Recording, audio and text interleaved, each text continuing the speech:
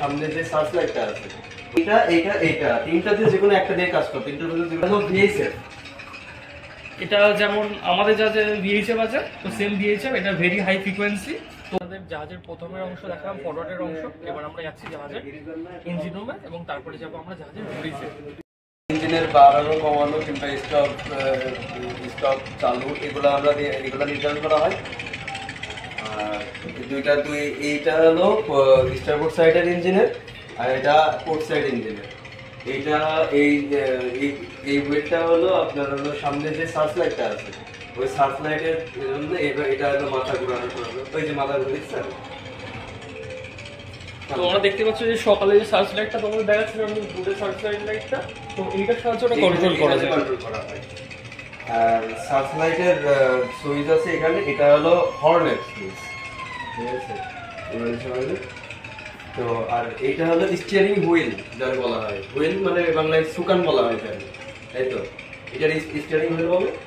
আর এটা হলো রিমোট, ঠিক আছে। তিনটাতে এটা এটা এটা তিনটাতে যে কোনো একটা দিয়ে কাজ করে, তিনটার মধ্যে যে কোনো একটা দিয়ে কাজ করে। বেশিরভাগ আমাদের জাহাজে এটা দিয়ে কাজ করা হয় রিমোট, কারণ এটা একটু সুবিধা, যেখানে সেখানে দাঁড়ায় যেভাবে ইচ্ছা সেভাবে দাঁড়ায় কাজ করা যায়, একটু বসে বসে কাজ করা যায়। আর নিয়ম আছে জাহাজে এইটা যখন ধরা হয় তখন বসতে পারবে না, দাঁড়িয়ে দাঁড়িয়ে করা লাগবে, এটা একটা নিয়ম আছে।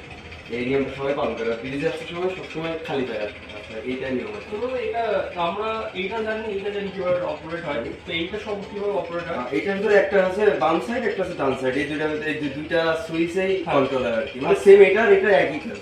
আচ্ছা আচ্ছা, মানে উপরটা প্রেস করলে হয়তো পোর্ট সাইডে যাবে, নিচেটা প্রেস করলে সব দুইটা দুই সাইডে এরকম কন্ট্রোল, ঠিক আছে। আর এই মিটারটা জাহাজে আপনার কতটুকু মানে ম্যাগনেটিক কম্পাস, কম্পাস আমাদের তাই না, কম্পাস না, কম্পাস তো এটা হলো মানে জাহাজে কতদিন পাইল আছে বেশি, বুঝছেন, মানে বেশি লোড আছে কোন দিকে। আচ্ছা আচ্ছা, মানে হচ্ছে এটা ওনাদের ড্রাফট পোর্ট সাইডে বেশি হচ্ছে না স্টার্বোর্ড সাইডে বেশি হচ্ছে, সেটা ওনারা এটার সাহায্যে বুঝতে পারবেন। যেমন আমরা ম্যানুয়ালি বুঝি, তো এটা ওনাদেরকে অনেক হেল্প করে। আই থিঙ্ক পোর্ট সাইডের লিস্ট আছে না স্টার্বোর্ড সাইডের লিস্ট আছে, সেটা ওটার সাহায্যে বোঝা যায়। এখন এই যে একটু পোর্ট সাইডে মানে বেশি আছে, একটু পোর্ট সাইডে বেশি আছে। এবার তুমি দেখতে পাবে এখানে এটা হলো 0, মানে হচ্ছে নিউট্রালে আসবে। এটা তুমি 0 আর 5 এর মাঝখানে, মানে হালকা একটু পোর্ট সাইডে এই ইলাস্টিক লিস্ট আছে। আমরা কি করি, আমরা আমাদের জাহাজের এটাকে স্টারবোর্ড সাইডে লিস্ট রাখার চেষ্টা করি, তো এটা রেখেছে পোর্ট সাইডে, যেখানে পোর্ট সাইডে হালকা একটু লিস্ট রাখা হয়। আর এই যে এটা হলো ভিএইচএফ। এটা যেমন আমাদের যা যে ভিএইচএফ আছে, তো সেম ভিএইচএফ, এটা ভেরি হাই ফ্রিকোয়েন্সি।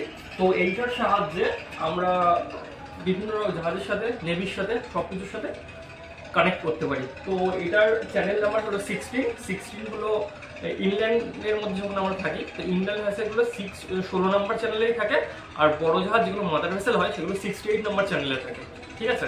তো এই 16 নম্বর চ্যানেলে ওনারা মানে প্রতিটা জাহাজই থাকে বলে যে কোনো জাহাজকে ওনারা কল করে ডাকতে পারবেন।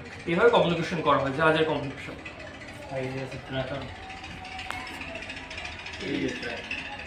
এটা হলো ট্র্যাকার, মানে কোম্পানি আর কি খোঁজ খবর নেবে জাহাজ কোথায় আছে না আছে। আর জিপিএস, এটা জিপিএস, এটা এখন বন্ধ আছে। জিপিএস মানে পুরো কথা হলো গ্রাউন্ড পজিশনিং সিস্টেম। তো এটার সাহায্যে ওনারা নদীর মাঝখান দিয়ে কোথা দিয়ে যাবেন, ঠিক আছে। যেমন আমরা রাস্তায় বাই রোডে যাই, ঠিক আছে, তো জাহাজে তো নদীর মাঝখানে তো এমন কোনো কিছু পাওয়া যায় না। তো এখানে জিপিএস এর ট্র্যাক করা আছে, সেই ট্র্যাক ধরে ধরে এই শিপটাকে চালানো হয়। আচ্ছা, এই মিটারটার নাম মনে পড়ছে, এটা হলো ক্লাইনোমিটার। ও, এই মিটারটাকে বলা হয় ক্লাইনোমিটার, ঠিক আছে, ক্লাইনোমিটার।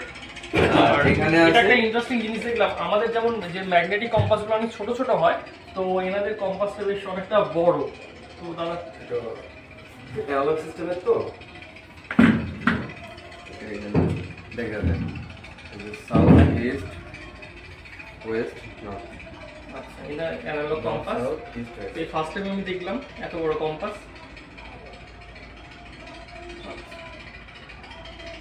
তো যদি কোনো সময় জিপিএস খারাপ হয়ে যায়, তো এটার সাহায্যে দিক নির্ণয় করে জাহাজটাকে চালানো হয়।